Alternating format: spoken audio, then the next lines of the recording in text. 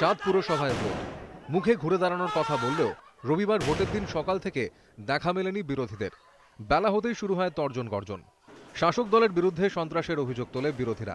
সুর চড়িয়ে পুরভোট অবৈধ বলে অভিযোগ করে কংগ্রেস। কমিশনের ওপর চাপ বাড়াতে ডোমকল ও রায়গঞ্জ থেকে প্রার্থীও প্রত্যাহার করে নেয় হাত শিবির। এইরকম একটা বাতাবরণের মধ্যে নির্বাচন করা না করা সমার্থ। তাই আমরা নির্বাচন কমিশনের কাছে দাবি করেছি, এই নির্বাচন সার্বিক অর্থে অবৈধ নির্বাচন ঘোষণা করতে হবে এবং পুনর্নির্বাচন করতে হবে। একই অভিযোগ তোলেন ডোমকলের সিপিএম নেতা আনিসুর রহমান। তবে জোট হলেও কংগ্রেসের মতো বামেরা প্রার্থী প্রত্যাহার করবে না বলে জানান তিনি। কিন্তু সেই সিদ্ধান্ত নিয়ে যে দলের অন্দরেই দ্বিমত রয়েছে তা স্পষ্ট করে দেন সূর্যকান্ত মিশ্র।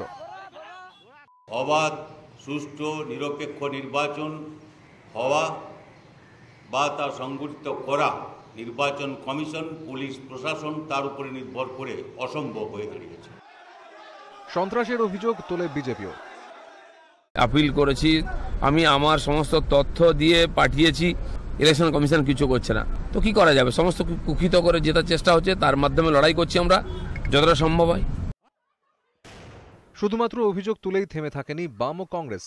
অভিযোগ তীব্র করতে স্মারকলিপি নিয়ে নির্বাচন কমিশনের অফিসের সামনে জড়ো হন দু দলের নেতা সমর্থকরা। কিন্তু নেতাদের সঙ্গে দেখাই করেনি কমিশন।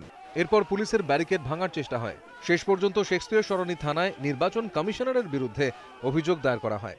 বিরোধীদের অভিযোগ নিয়ে কড়া প্রতিক্রিয়া দিয়েছে তৃণমূল কংগ্রেস। বিজেপির যে গণতন্ত্রের প্রতি কোনো আস্থা নেই, তিনটে ইভিএম মেশিনকে ভাঙচুরের মধ্য দিয়েই তারা তা প্রমাণ করেছে। সিপিএম এবং কংগ্রেস তাদের অস্তিত্ব আজকে কোথায় তারা বাঁচাবে, তাদের অস্তিত্ব বিপন্ন করে আজকে বিজেপির পতাকা তলে নিজেরা সমবেত হয়েছে। ভোটে লাগাম ছাড়া সন্ত্রাস চালিয়েছে শাসক দল। এই অভিযোগের মাত্রা তীব্র করতে কি প্রার্থী প্রত্যাহারের কৌশল নিয়েছে বাম ও কংগ্রেস? সেই জল্পনাই ক্রমশ স্পষ্ট হয়ে উঠছে। Bureau report, ETV news Bangla.